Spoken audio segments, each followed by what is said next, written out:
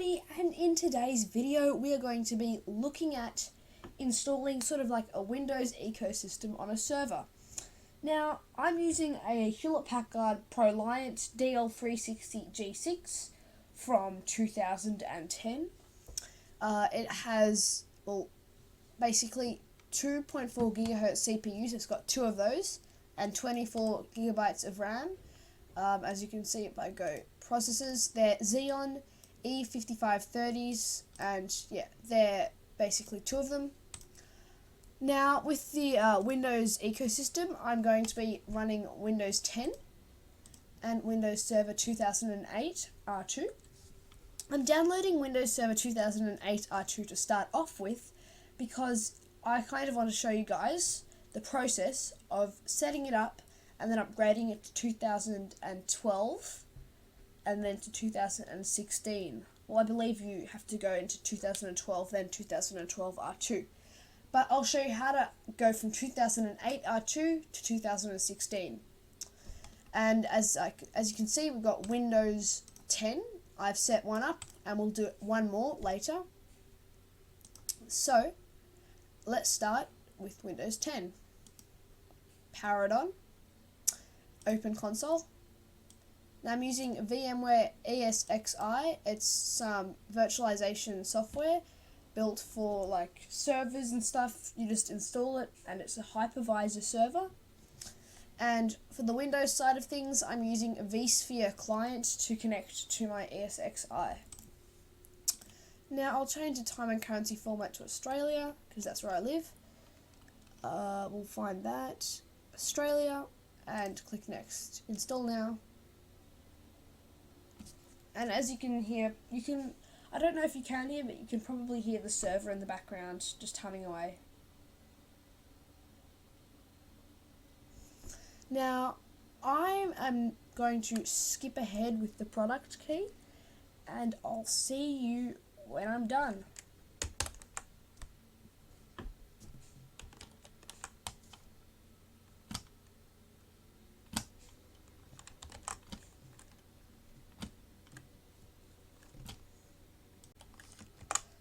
So it looks like my product key didn't want to go in. I can try that later, no worries. I'll click next with Windows 10 Home. It's probably because it may have trouble finding the license from the server, but I'll just go back to show you. Accept the license terms, click next, and you don't want to click upgrade. You want to click custom, install Windows only, and we're going to click next on that. We don't have to create a new partition. I'm just using the default size for VMware vSphere client, 32 gig for Windows 10. So just click next. If you have a bigger drive and you want to partition it like a storage partition, then a OS partition, you can click new and select the partition you want. But I recommend for that having two separate virtual drives for that. So we'll click next, and we will wait for that to load, and here you go, it's copying Windows files, doing all that stuff. And in the meantime, while we wait for that, we can go and set up another Windows 10 virtual machine. So we're going to go File, New, we need to actually click on that first, Getting Started, Create a New Virtual Machine, Custom, and that one was called Win-001, so this will be called Win-002. Data store 1, that's where I'm storing it. Virtual machine version 11, because I do have VMware ESXi 6. Not 2008 R2, we're going to be doing Windows 10 64-bit. I'll just leave it with one core. I'll expand that in the future, and I think 4 gigs is enough actually, so 4096, and then I can connect my NIC network interface card, LSI Logic SAS, that's the controller for SCSI. Now select a disk, create a new virtual disk, 32 gigs, I'll leave that as default, and I want to click store with the virtual machine. Advanced options, leave that as it is, ready to complete, and click edit the virtual machine settings before completion. Now I can go new CD/DVD. I've stored the Windows 10 ISO in my data store, named Data Store 1. ISOs, I've got a few Windows ISOs, and Windows 10. Finish. There's our Windows-002. I'll check on the other one that is still going, so we'll go back into this one. Power on the virtual machine, and we can open up the console. It looks like we have an issue here. Don't worry, I forgot to do something. We can easily fix that issue. Edit virtual machine settings, CD, DVD drive 1, and connect it power on. We forgot to do that. So click power on, and now we have the CD or virtual ISO, and it will be connected at power on.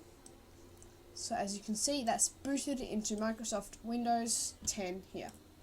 That's just the installer, and we've got the other one still at 68%.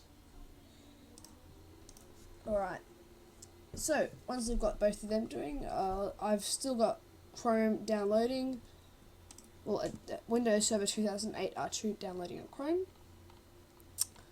Now we need to select English Australia or whatever language for your country if you're following along. So I'll click that and click install now. Now because my product key didn't work, I'm going to do that after I have finished the install, probably due to network driver issues and it doesn't want to find it from Microsoft. So I'll click I don't have a product key. You don't really need it, but I just have one lying around, so I'm going to use it for one of the Windows virtual machines. Windows 10 Home, but because this one is going to be using no product key, I'm probably going to go with Windows 10 Pro as it's got more features for what I need. My other product key is for Windows 10 Home, so I had to use it for Windows-001. Now, custom, and click next. And I'll click Control-Alt to exit out of this menu and go into the other VM. That's 95%, we can check on that. Now I can just do that to watch over them, or if I want, I can drag this over into the top right corner, grab that one, exit that, and drag that down there, and then there. So we've got that Windows-001, and we've got summary.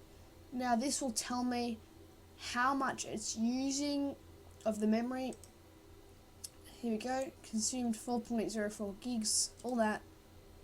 I've got charts. It's pretty cool what you can do with the vSphere client software managing your servers. And if you didn't know, if you have 2 servers or so, you can actually create another sort of like panel here.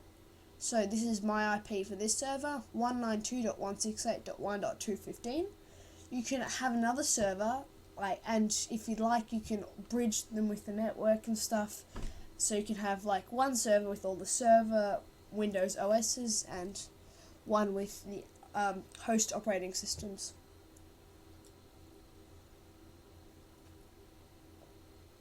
As you can see, it looks like Windows has started to load on this one. I'll click into that and I'll bring it to full screen because that one we know isn't going to finish anytime soon. I believe I've accidentally connected to the console on that one. That's lagging my network. So yeah, Windows is now basically just doing its thing, getting ready to set up. And as you can see, I've got slow internet, so Chrome is taking its good time. I will be getting NBN, the National Broadband Network in Australia, soon. It's some basically they're upgrading the copper to fibre lines, so that's going to bring my network speed up from 10 or 15 megabyte upload, 15 megabyte download and 1 megabyte upload. It's going to bring that to about 100 download and I believe 50 upload. So that's going to be a lot better of an experience, because I do actually in fact have Ubiquiti network gear, and that is high speed rated for a very slow internet. I have a very slow sort of network I have. Now let's just see what we can do. In the meantime, I'll show what we can do with like checking this performance. This is the performance of, I believe, the cores. Yes, it is the performance of my server's cores, CPU cores. And as you can see, once I've started all the virtual machines, it seems to have gone way up because it's using all the resources. Now you can, in configuration, you can check basically everything there is. Storage, I can have a look if I have any spare drives. Let's see, spare drive capacity, do I have any stuff free? Free space, enter a data store name, data store 2, maximum available space, finish. That has just created another data store, and I believe I have one more drive because I have, this server takes 4 drives and I have 2 in array, so I can get a whole 273 gigs in one data store. Now if I go Hewlett Packard serial attached SCSI disk, click next. Now it says cannot change the host configuration. That is an error, and I haven't been able to get past that. So if you know, leave like a comment in the description telling me, or even just if you know a link or something. But yeah, if you can, that would be wonderful. Networking, we've got the network, the management network and virtual machines. It shows you how everything's actually doing it. Storage adapters. This uses something called Smart Array P410i. It's Hewlett Packard technology, and it's to connect array of drives, SAS drives, in the enclosure. And as you can see, I've got a lot of network adapters. That's the thing about these servers. You have a lot of network. This is actually with one of the network cards removed. I have another 4 ports, so you can do 1, 2, 3, 4, 5, 6, 7, 8, plus another 4 port, 12 ports. If you want to like do any bridging or assign one Ethernet port to a VM. License features, this is like, you get with this, it doesn't run on Hewlett Packard, so you need to download the Hewlett Packard custom image, which comes with a Hewlett Packard license. Now, it claims that it expires 6th of the 3rd of 2020, because I just set this up, I believe yesterday, but it always says evaluation mode, 60 days remaining. It never changes, so you've got basically a good license free. Time configuration, I've got the date and time. I believe that isn't right, so we can change that. That is actually 10:35, and if I want, I can enable MTP and refresh. You've got DNS if you want to do that sort of stuff. Authentication, I don't know what that is. That's probably like for SSL and stuff. Start up and shut down. Now this is the good part. You've basically got, if you want to automatically enable the virtual machines to power on when the server's started up, that's the good bit. And swap files, cache, advanced settings here. You've got a lot of settings you can do. It's a lot of stuff to go through if you want to get a proper setup. There's a lot of values. I wouldn't recommend touching advanced settings unless you absolutely know what you're doing. Anyway, this is at the just a moment screen. It's starting to sort of get into that proper menu, and yeah, so I will get back with you once that loads. Okay, so the Windows Server 2008 R2 ISO has finished downloading, and that means we can continue with the installation. Let's click next, next, install now, and it will start up the setup. Now, I previously made a mistake. The Windows 10 virtual machines only had one CPU core. I'm just going to click on Windows Data Center, or Enterprise actually. Basically, the Windows 10 virtual machines, I accidentally assigned them to one core, not two cores, so they were running really, really slowly. And so that now they've got 4 gigs of RAM each and 2 processor cores. The system has, I believe, 16 cores, so it should be perfect for this.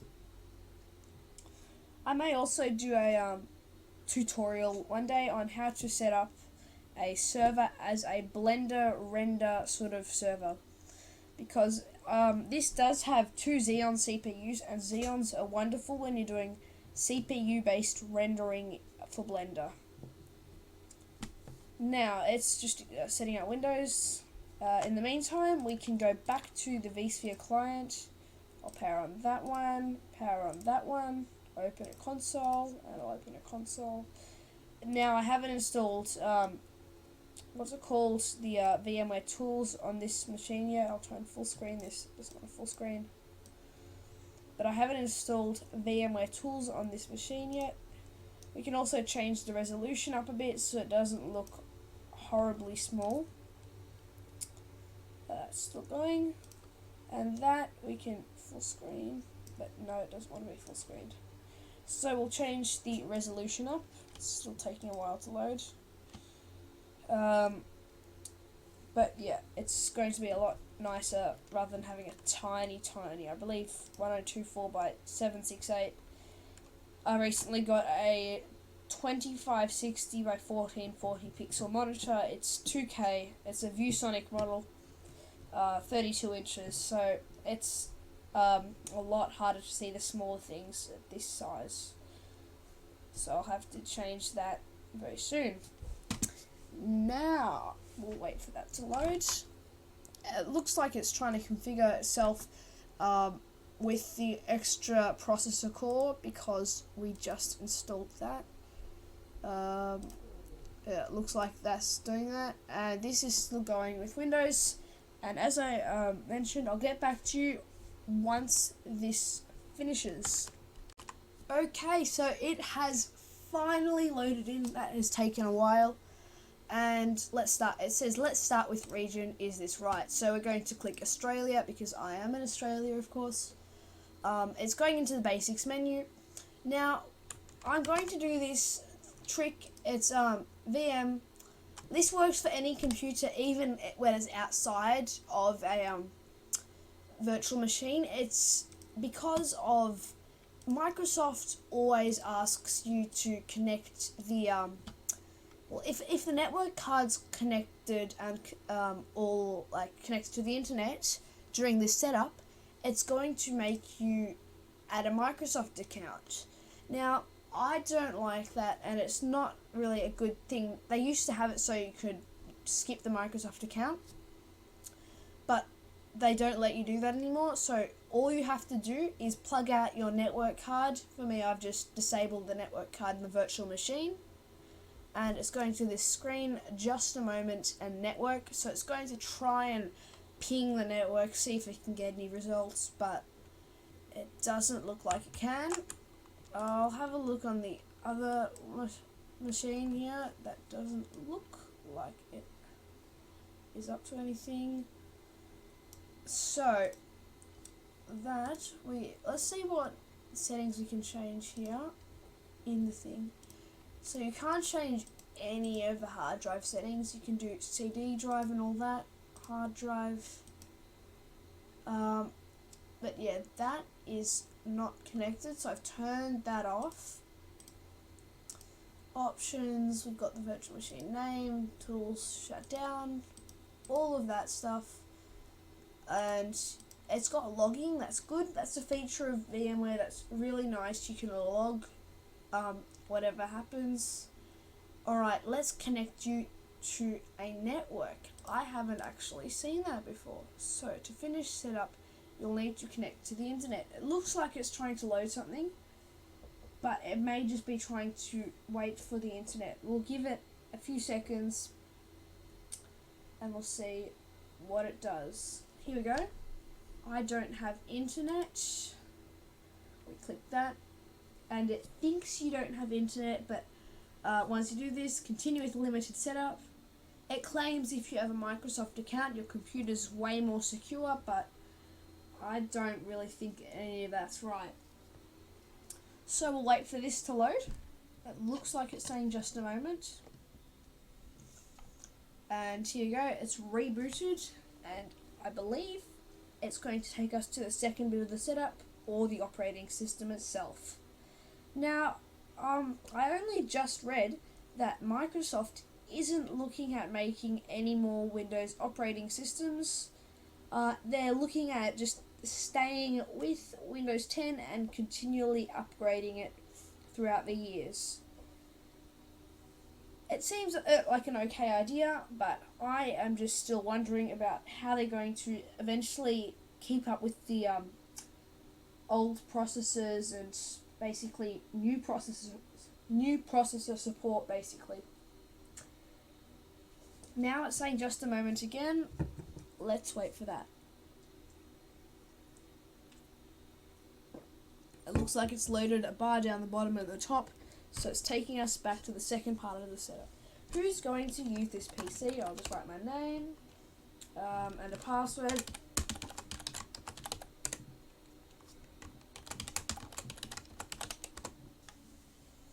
Security question. I really never use this, so I'm just going to write some random stuff. And so that's all done. Now we can check on the other one just in case that is asking for anything. That's still saying just a moment. Do more across devices? No.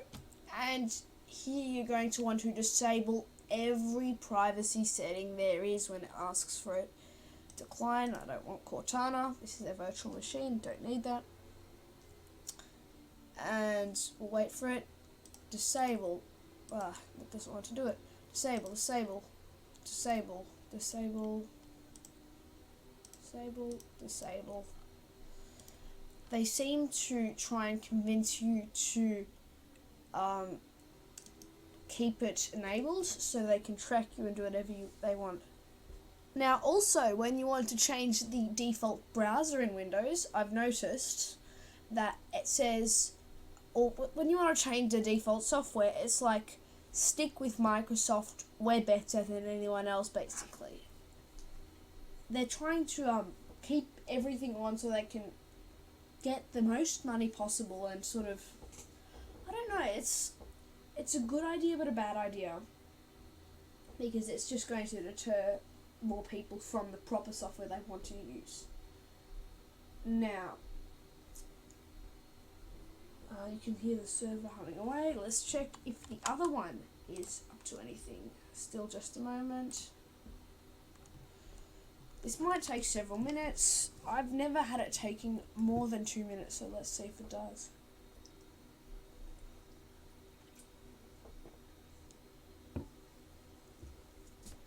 You can still probably hear the server humming away in the background.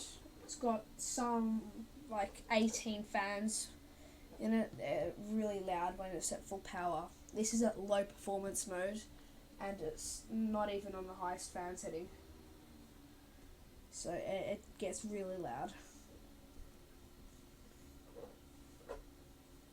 Now, I probably want to try that where it says don't turn off your PC. I'm considering doing a video about that on this server. I'm going to set up a Windows 10 virtual machine and power it off on this screen. You know what? I'm going to click suspend or wait. I believe there's a way you can back it up. Take snapshot, name, setting up Windows. There we go. I've taken a snapshot, which means if I ever need, I can restore it. So if I go here, it should have snapshot if I ever need something here. It doesn't look like it shows it, but yeah. Now Windows, it's really weird these days. They give you the white taskbar to make it look a bit more modern and a bit, I don't know, it's just a bit weird.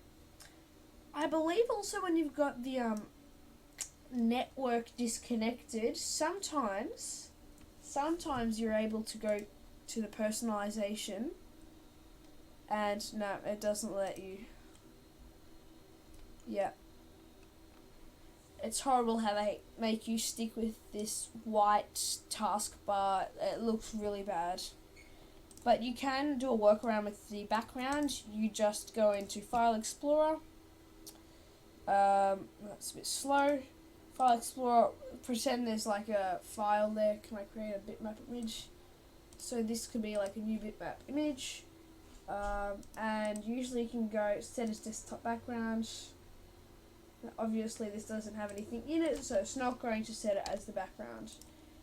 But you can change the background just like that. Looks like we can either configure this one. No, not yet. The other one can't be configured. But we can insert, edit settings. We can insert the network again. Connect, bang, network's on. Alright, click yes if you want, because this is going to be a virtual machine network. We need it to be discoverable.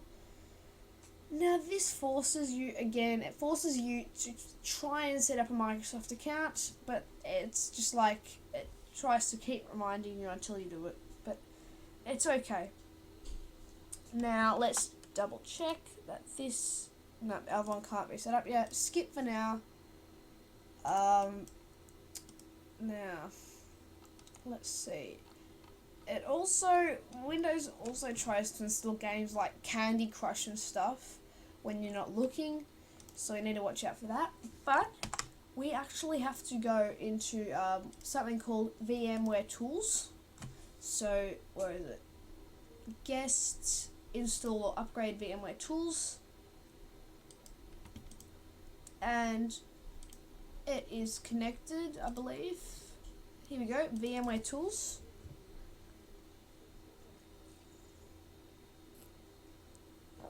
And we're going to click yes to that. Now it's preparing it for installation. You can close that. Doesn't want to let me move it around. There we go. So it's almost done. Now usually this requires a reboot of what they call the guest operating system. I honestly don't know if this one will. There we go, preparing to install. Typical. Install. And this is going to quickly install the VMware Tools on your guest operating system. Now let's check on the other one. Now what this VMware Tools allows you to do is, as you can notice, the mouse can't go out without you hitting Control Alt and getting it out. VMware Tools allows you to go across the screen, then it will switch the mouse to that, then it will keep going and switch the mouse back. So it's installed the video driver, and I believe on VMware Workstation Player, I don't know if it works on this, but with VMware Tools, it automatically scales the guest operating system to the size of your little window thing. So that's a pretty cool feature indeed. Now, here you go. Let's start with region. Is this right? Yes. Now again, disconnect the network. Edit settings, network adapter, connected, no. So this one has finished. It looks like that's a weird glitch. Restart, yes. And it looks like I may have to hit Control Alt because there you go, it's done something weird there. That is alright, it's going to fix it now. as you can also see, Windows Server 2008 R2 is almost downloaded, and we can get started on that soon. Now I'll quickly just prep a folder for it. Configuration, storage, data store 1, browse data store, ISOs, add a folder, and it's going to be called Windows Server 2008 R2. Now I have the image for 2008, but that will be too many upgrades and stuff to just go from 2008 to 2016. It's easier just starting from 2008 R2. So we'll click on keyboard layout, yes, skip, we don't need a second keyboard layout, and while that loads, it looks like we can do this. So our mouse goes out of the screen. It doesn't work on the loading screen, but once we're in Windows, it usually works like this. We'll wait for it to get out of the loading screen. And yeah, the server's still humming away. It can get really noisy sometimes. So it looks like it's going to take a while to load. Nope, there you go. And look at that, I am switching my mouse cursor from the Windows to that, as you can see. So it's still at just a moment like that one. What we can do is we can go into where is it? File Explorer, this PC, properties, alright, change settings to change the name. It looks like that's stuck there, I don't know why. Expand, let's just click that to get rid of it. Anyway, rename this computer, click change, and we're going to call it Win-001. We're not going to change it to a domain yet, because that is for when we've set up the domain server and everything like that. So click Win-001, restart the computer. Let's restart the computer. Alright, let's connect you to an Ethernet network. I don't have internet. We click that, and it's going to take us to the manual account setup, the proper one, not the horrible little Microsoft account thing. Alright, there we go, it's taking us to that.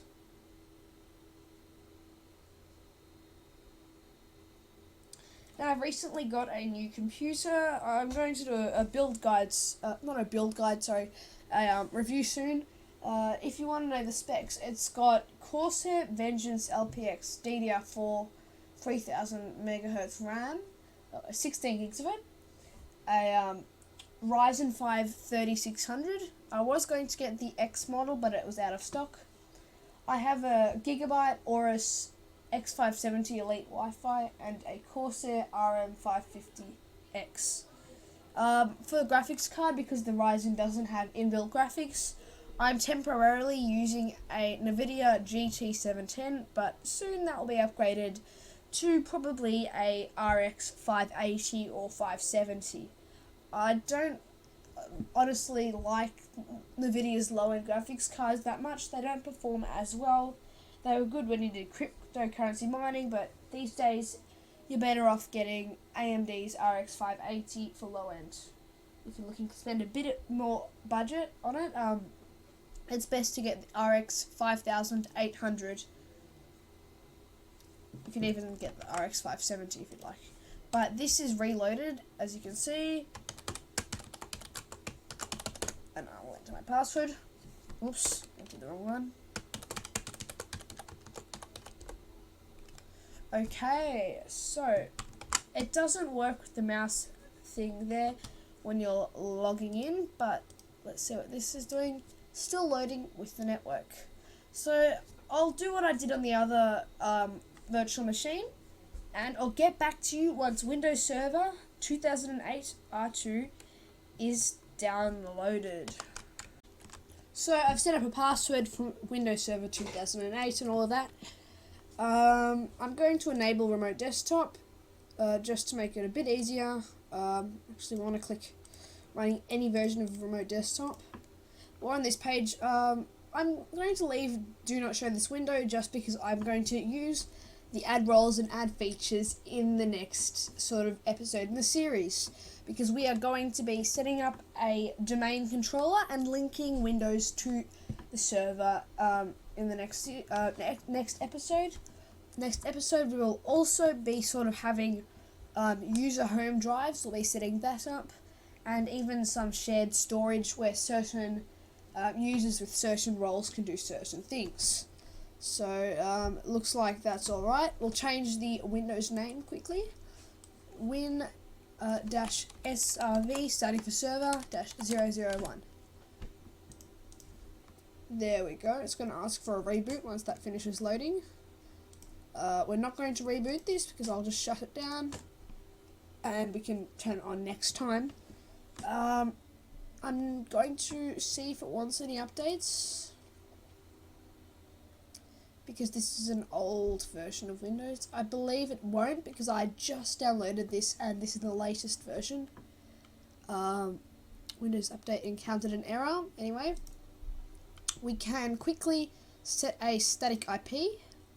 Click that and go into change settings of this connection. You can also right click. We'll disable IPv6 using following IP address 192.168.1.216 because my server's on 215, and 192.168.1.1.